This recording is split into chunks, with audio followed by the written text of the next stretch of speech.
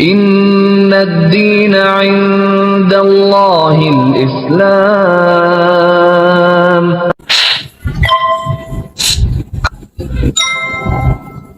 Nama lengkap saya ini Bernardus Low, itu nama baptis saya.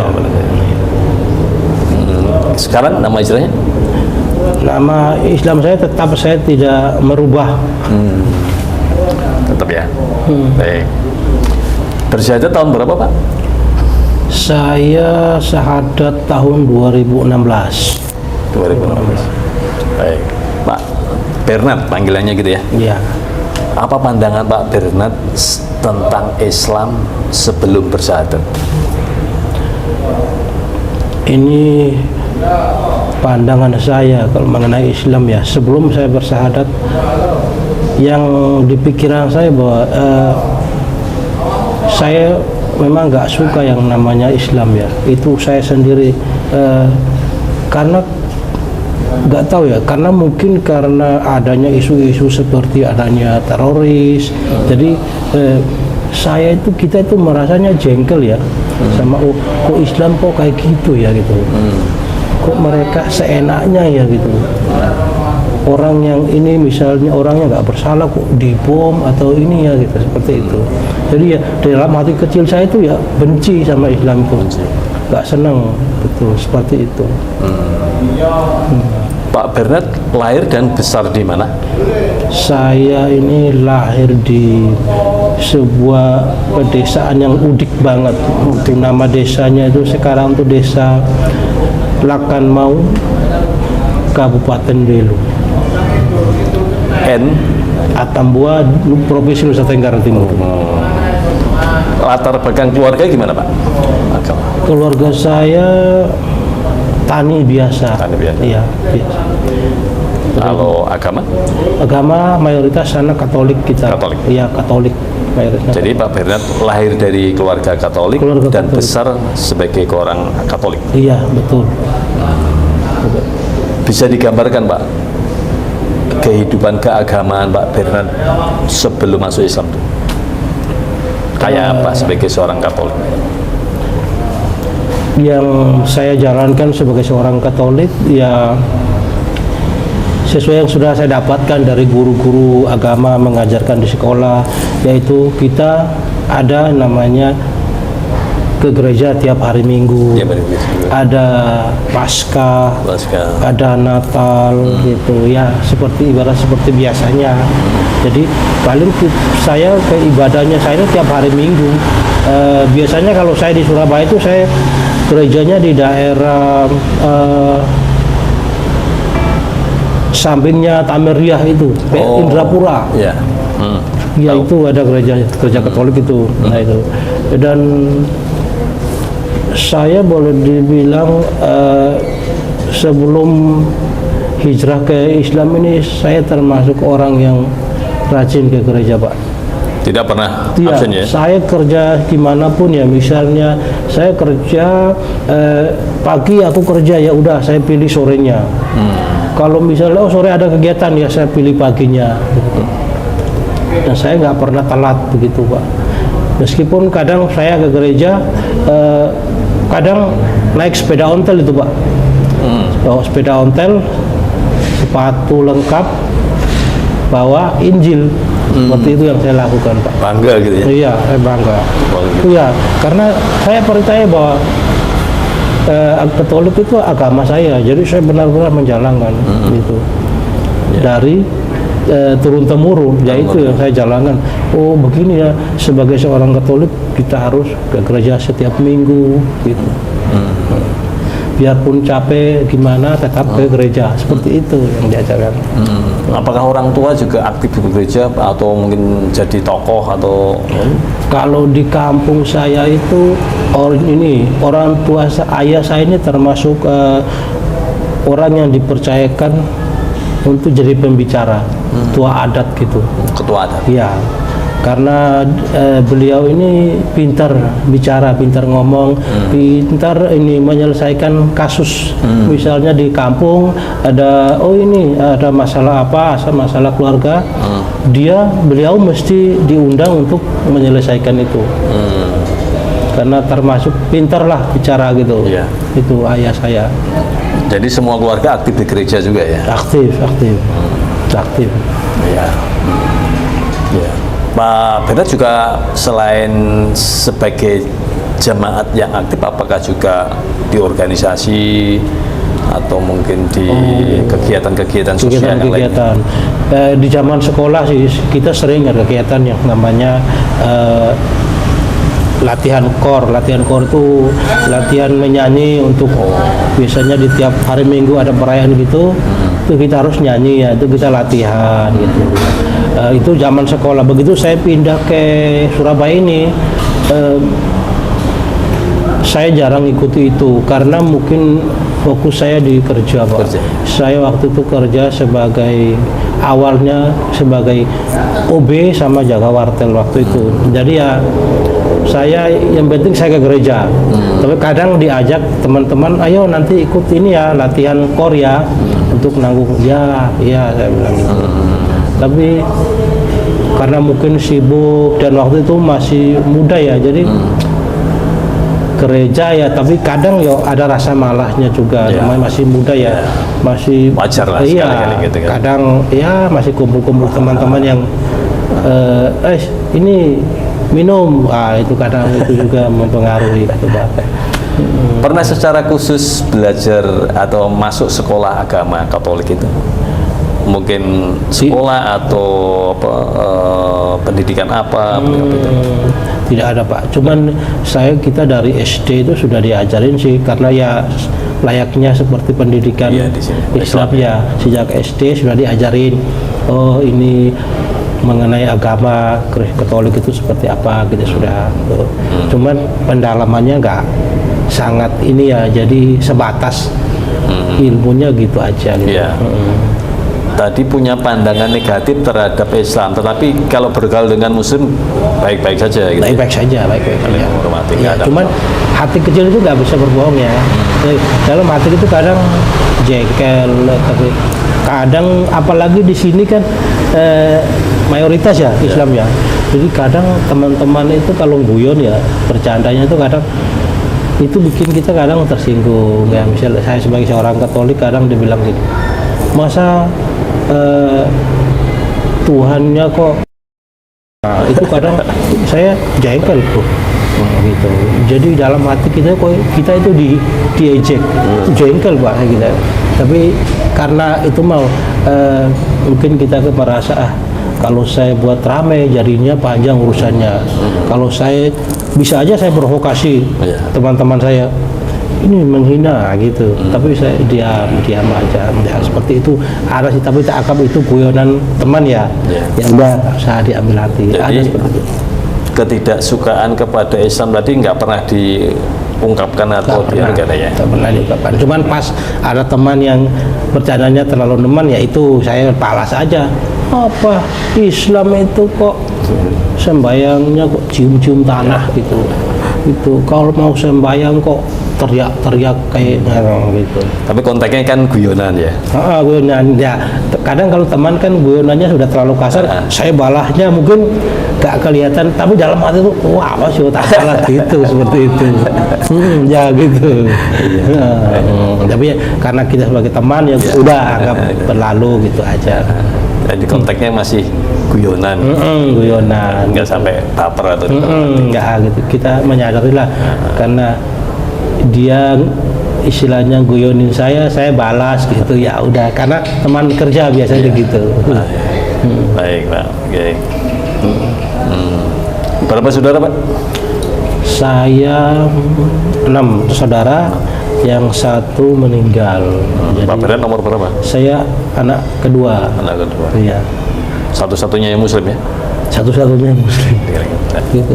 Boleh tahu pendidikan terakhir Pak Bernard? Saya SMA Pak. SMA ya? Di Kupang ya? Iya, di Atambua. Di Atambua ya. Baik. Baiklah, sekarang ini mulai ke kenapa kemudian meninggalkan agama yang sudah dipeluk sejak kecil gitu? Gimana ceritanya? Ini saya ngomong ini benar-benar jujur ya dari aku. Kenapa saya sebenarnya awalnya itu saya nggak mau ya, berat ya, karena saya harus meninggalkan agama saya. Wajar. Awalnya karena saya itu pengen menikah, dan istri saya itu kebetulan satu kerjaan itu. Saya ini konsultasi ya ke saudara, ke teman, ini gimana ya, apa aku harus masuk Islam ya, apa aku harus ngajak ini istri saya ini ikut saya ya. Saya ini ada saudara mungkin ada ini, cari aja kalau bisa dia aja ikut abang, kan abang yang laki. Begitu ya, saya ini oke, coba saya bilang istri saya itu, gimana, kamu mau ikut saya kah? Enggak mau, saya nggak mau, dia bilang gitu. Oh gitu, ya udah, saya bilang ya udahlah, saya pikir-pikir dulu. Itu saya harus merenung Pak, tiap hari itu dalam hati saya itu gimana ya, sudah kan terlanjur cinta ya. Lah ini saya gimana ini ya, kalau saya milih pindah Islam, saya ini malu, gengsi, itu malu, dan malu sama keluarga, teman-temanku. Apa dalam hati itu gitu, aduh, teman-temanku nanti bilang saya ini pengkhianat ini pasti, seperti itu. Nah, itu di pikiranku, aku setiap malam itu mikir gimana ya. Sementara udah terlanjur jatuh cinta ya. Saya udah ini ya, dan saya juga waktu itu sudah berumur juga Pak. Saya mikir ini kalau saya nggak nikah, kasihan ya kalau punya anak udah umur berapa? Waktu itu sudah 33 tahun Pak umur mereka. Istri saya juga waktu itu udah 30 Pak. Saya bilang, aduh gimana ini ya. Udah, saya malam-malam, saya kebetulan di kantor itu ada fasilitas wifi. Suatu ketika hati kecil saya, gini aja, coba kamu, ini suara hati saya, coba kamu buka-buka YouTube atau Google ya, adakah mungkin orang-orang yang pernah jadi mu'alaf juga. Itu hati kecil muncul ya, tapi mungkin niatan saya sudah mau mengarah ke Islam, tapi saya belum yakin. Nah, sekarang saya nggak kenal Ustadz, ada teman saya sih, tapi kan kurang begitu paham, jadi saya harus ini. Udah, saya cari-cari di YouTube, ada mu'alaf itu, saya masih ingat tuh di Amerika itu, mu'alaf itu dia itu sampai saking suka sama Islam, dia sholatnya diam-diam di rumah itu tanpa sepengetahuan orang tua. Sholatnya di kamarnya. Dari situ saya menggali lagi, loh kenapa ya gitu. Tapi saya kurang yakin. Saya cari yang benar-benar ini ekstrim. Mungkin orang-orang yang pendidikannya udah tinggi banget ya di agama ya, misalnya pastor.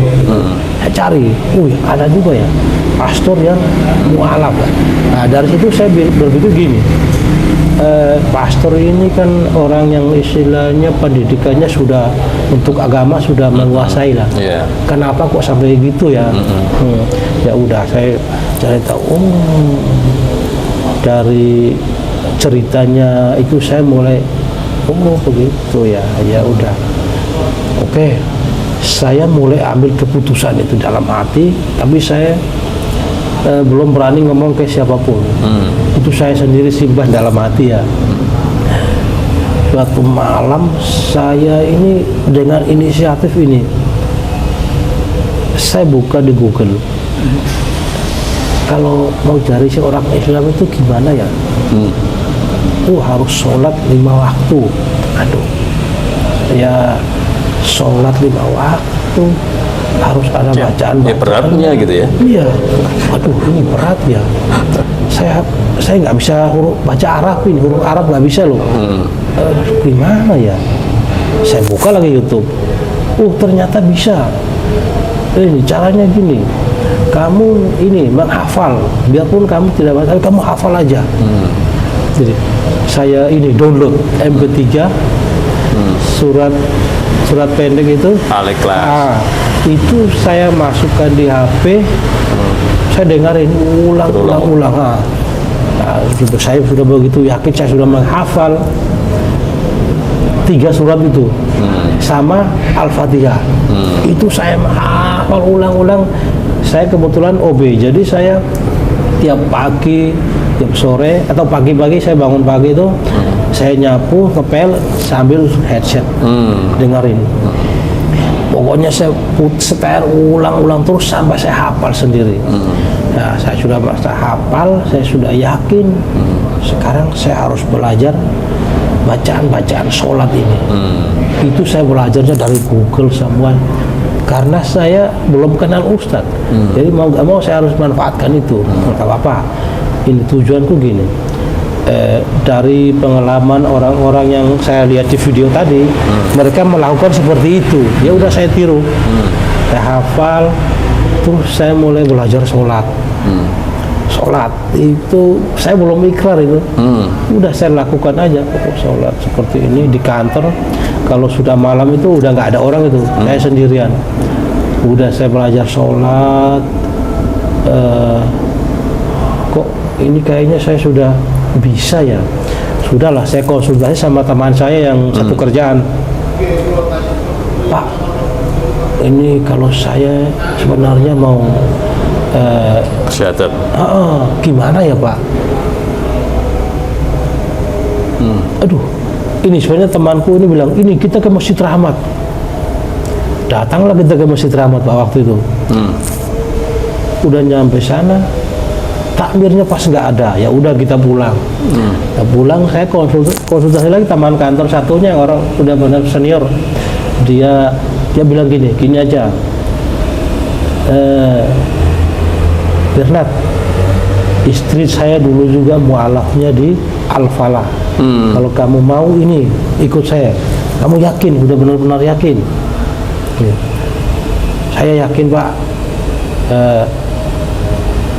Saya akan coba Pak. Ya udah, kita ke Al-Falah. Waktu itu nggak salah itu tanggal 16 Mei 2016 ya.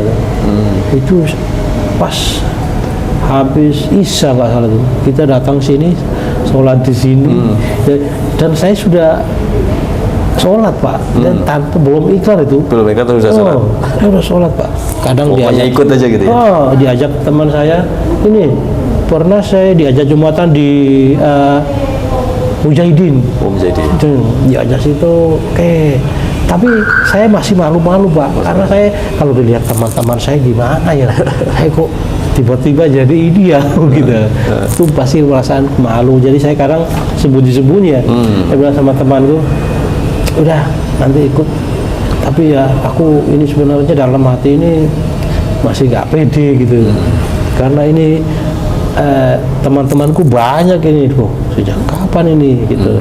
Bernadus ini kok jadi Muslim gitu. Saya akhirnya udah, saya datang di sini sama teman saya itu tanggal 16 itu asal itu ketemulah Ustadz Jawawi.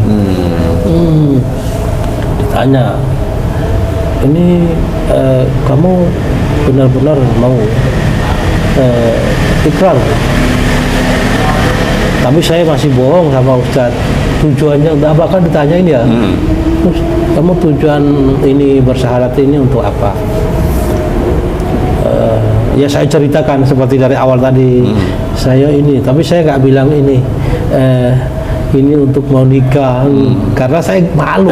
Waduh, kalau saya bilang gitu bisa-bisa ini nggak dikasih sertifikatnya, bisa juga gitu kan ini. Wah, udah saya dalam hati bilang aja emang ini benar-benar panggilan nih, gitu. Udah kalau gitu kamu benar-benar ini kita ikrar sekarang. Akhirnya sudah waktu itu langsung ikrar. Tapi saya belum, masih ini, hati kecil ini masih serba ragu. Saya takut juga sama orang tua karena orang keluarga saya di kampung ini Katolik gitu ya. Saya masih dalam hati ini deg-degan ya Pak, takut, serba ragu. Semakin kesini saya mulai ikut kegiatan di sini. Jadi pada sampai titik itu tadi Ya. belum yakin bahwa Islam itu satu-satunya sebuah kebenaran itu ya? Ya. Belum ya? belum Masih. yakin. Karena Emang mungkin karena ilmunya saya belum Ya. begitu ya. Cuman saya patokannya karena pengen menikah. menikah. Tapi semakin kemari aku mulai berjanji dalam hatiku, kalau emang aku benar-benar harus pindah ke Islam, aku harus benar-benar total. Itu saya janji dalam hati saya itu. Padahal saya belum begitu yakin ya, tapi saya janji dalam hati, kalau saya ambil keputusan ini, saya akan benar-benar total ke Islam. Apapun yang terjadi, dalam hatiku saya sudah mengambil. Misalnya harus dibenci sama orang tua, teman, tidak masalah. Tentu saya sudah berani mengambil keputusan seperti itu. Apapun terjadi akan saya hadapi. Dan terakhir saya masuk ke gereja itu, saya sampai pamit ya. Dan itu pamit? saya pamit dalam hati saya. Oh, pamit dalam hati. Di gereja ini saya berdoa di gereja.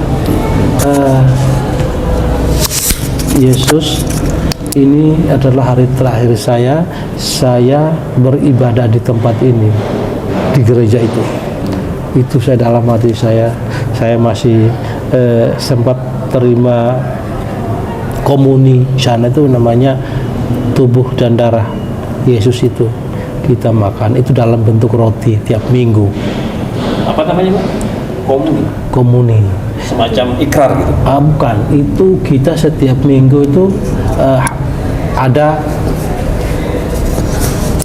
sakramen ya, seperti jadi kita itu khusus untuk tertentu yang sudah menerima sakramen itu, tiap minggu itu kita harus menerima tubuh dan darah Kristus, tapi sudah dalam bentuk roti. Tapi semacam itu, doktrin ya.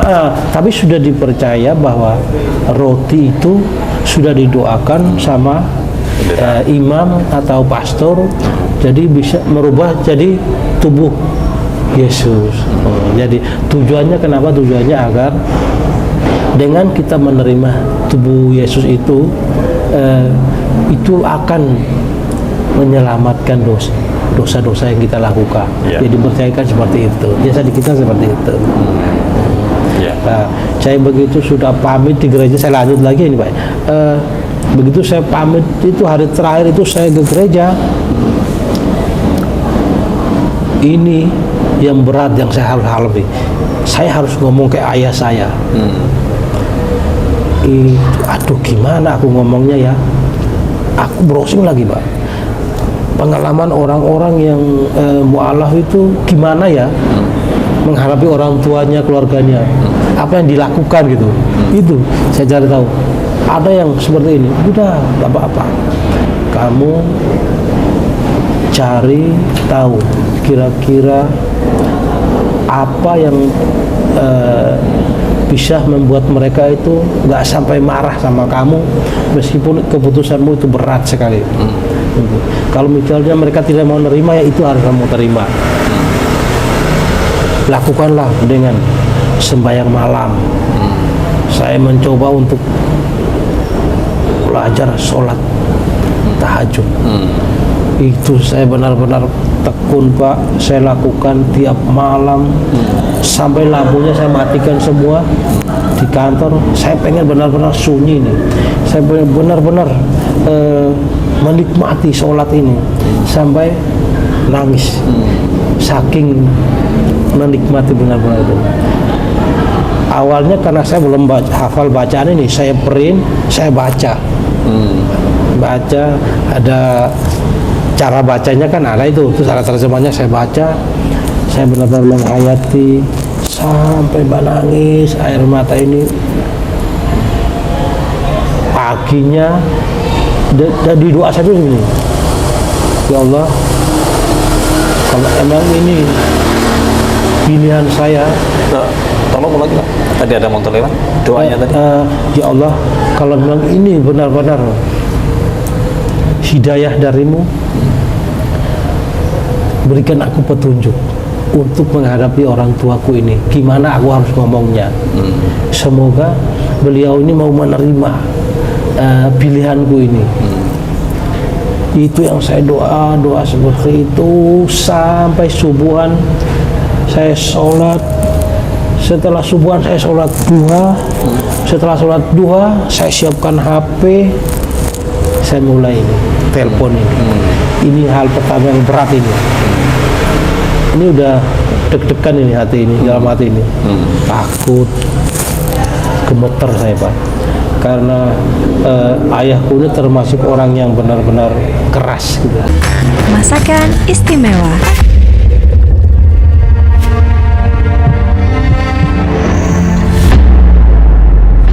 Tanpa halawa, hanya menyisakan kecewa.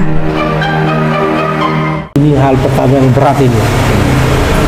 Ini udah deg-degan ini hati ini, dalam hati ini.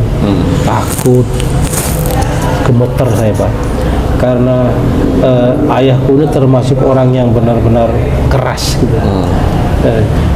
Gemetar, tapi saya itu yakin apapun yang terjadi, saya yakin Allah pasti akan memberikan petunjuknya. Udah saya ambil handphone, saya telepon. Saya bilangnya begini, selamat pagi Bapak, gimana kabarnya Bapak? Ini saya rubah, ini halus banget cara ngomongnya ini. Saya harus cari cara supaya Bapak ini gak emosi duluan. Saya bilang begini, Bapak di mana kampung, sehat? Iya sehat. Bapak, ini Nadus sih mau ngomong sesuatu. Kira-kira Nadus itu panggilannya Pak? Iya, Nadus. Jadi kalau di kampung saya dipanggilnya Nadus. Bapak ada waktu untuk ini mendengarkan ini cerita saya ini? Ya nggak apa-apa, bilang aja, bilang gitu. Pakai bahasa daerah, bilang aja nggak apa-apa, ada apa. Tapi Bapak ini ya, saya bilang, Bapak jangan marah ya. Sampai marah ini ya, kalau ini saya cerita Bapak jangan marah ya. Saya bilang gitu ya. Ya enggak lah, saya tidak marah. Ngapain harus marah gitu. Oke benar, ini saya mulai nih Bapak. Saya cerita ini. Begini Bapak, saya telepon Bapak ini. Saya mau masuk Islam. Diam. Tidak ada suara. Tidak ada suara. 2 menitan. Saya juga ikut diam aja ini. Saya mau dengar jawabannya ini. Begitu sekitar 2 menitan, beliau jawab gini. Kenapa kamu kok masuk Islam? Ada apa? Kamu bilang itu. Pertanyaan yang wajar. Ada apa? Sebenarnya begini Bapak, saya ini ada suka sama seorang wanita orang Jawa. Dia itu agamanya Muslim. Lah, kamu bilang aja kalau bisa dia ngikut kamu karena kamu kan laki. Ayo bilang gitu.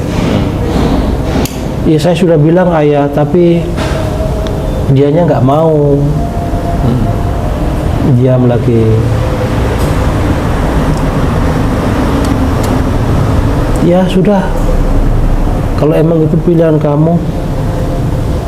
Begitu Bapak jawab seperti itu, saya agak lega. Ya sudah. Emang kalau dengan cara itu kamu mau melupakan saya ya? Nah saat itu hati kecilku nangis. Aduh, ayahku bisa ngomong kayak gitu ya.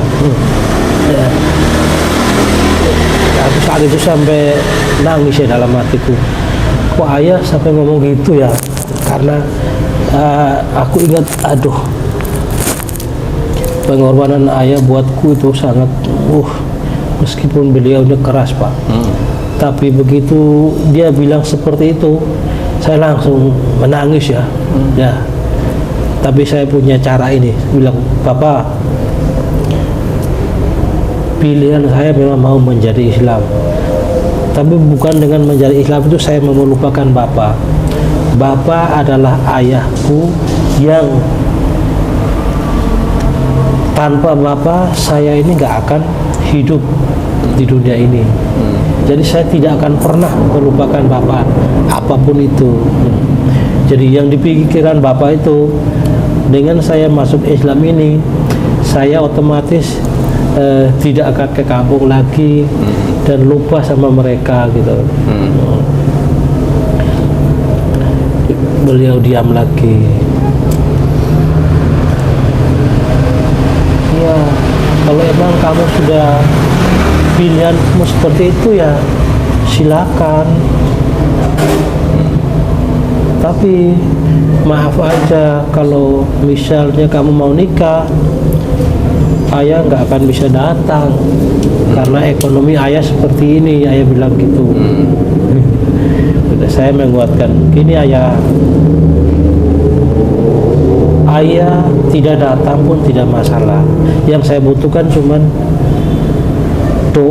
doanya ayah aja. Ayah mengizinkan, ayah tidak marah sama saya, itu aja sudah cukup. Saya bilang seperti itu.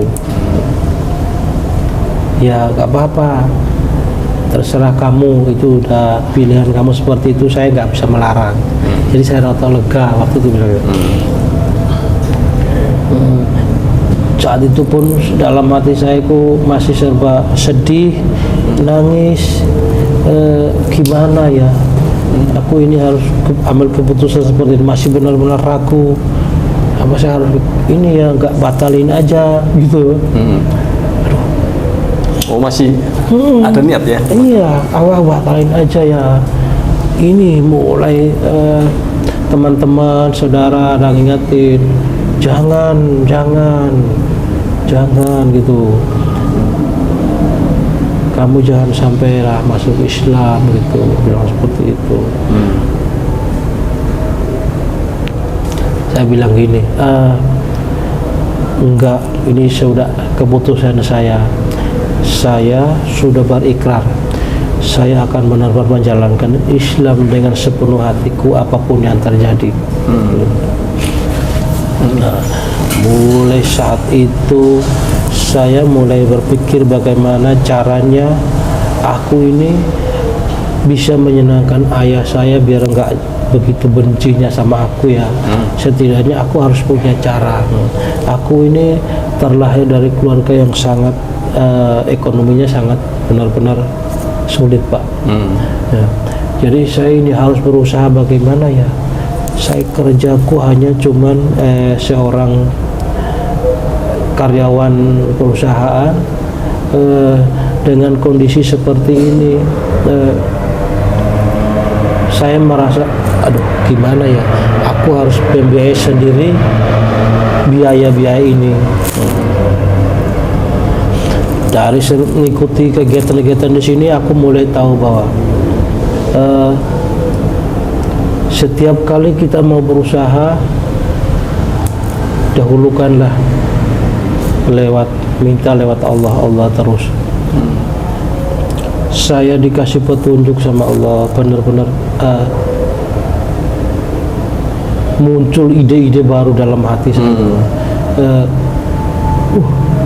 Saya ini orang yang istilahnya orang tidak akan menganggap oh ini cuman OB gitu ya. Ya, di luar kendali saya itu, Pak. Kok bisa ya sampai saya berpikiran gini, saya harus berusaha gimana apapun caranya. Saya berusaha ini, saya mendirikan perusahaan meskipun masih CV, tapi gimana ya, saya buka aja CV berbekal ilmu yang saya dapat di perusahaan itu, Pak. Ini kayaknya saya harus mandiri. Saya cari kegiatan-kegiatan yang kira-kira bisa saya lakukan. Saya mulai ngumpulin uang ini untuk persiapan pernikahan ini karena calon istriku sudah setuju kalau saya ini sudah benar-benar sudah yakin iya bahwa tadinya dia masih ragu juga ya. Saya bilang saya akan buktikan bahwa saya nggak main-main. Saya tidak akan main-main Islam. Jadi 2016 saya ikrar itu, 2017-nya baru saya nikah. Jadi setahun lebih itu. Jadi saya mulai meyakinkan, akhirnya istri saya ngajak kita ketemuan sama keluarganya. Keluarganya juga akhirnya pertama mungkin masih ragu ya. Ini orang luar pulau ini. Kalau kamu dibohongin gimana gitu. Tapi dalam hati saya sudah bilang, apapun yang terjadi, ini adalah pilihanku, pilihan saya, dan saya merasa bahwa istriku itu adalah malaikat buatku. Karena lewat dia baru saya bisa mendapat hidayah ini. Kalau misalnya saya nggak ketemu dia waktu itu, saya nggak mungkin ada di sini saat ini, dan saya akan nggak tahu ilmu tentang Islam. Sangat berat. Ada saudara itu ada pasti, adik ada saudara yang mengingatkan, jangan dek, kamu jangan masuk Islam, kasihan loh bapak di kampung gitu. Tapi saya sudah merasa yakin loh, dalam hati gini, emang masalahnya apa kok saya masuk Islam terus masalahnya kayak orang tua? Itu kan cuma masalah iman saya, masalah hubungan anak sama orang tua kan tidak akan berubah, bilang gitu. Saya meyakinkan abang sepupu, ada saudari, ya seperti itu. Ya pasti banyak kan debat sih. Kamu di Islam loh, Tuhan nggak kelihatan, kita itu loh kelihatan. Ya itu. Ya kalian karena belum tahu ilmunya. Kalau kalian tahu ilmunya, pasti akan sama seperti aku, bilang gitu.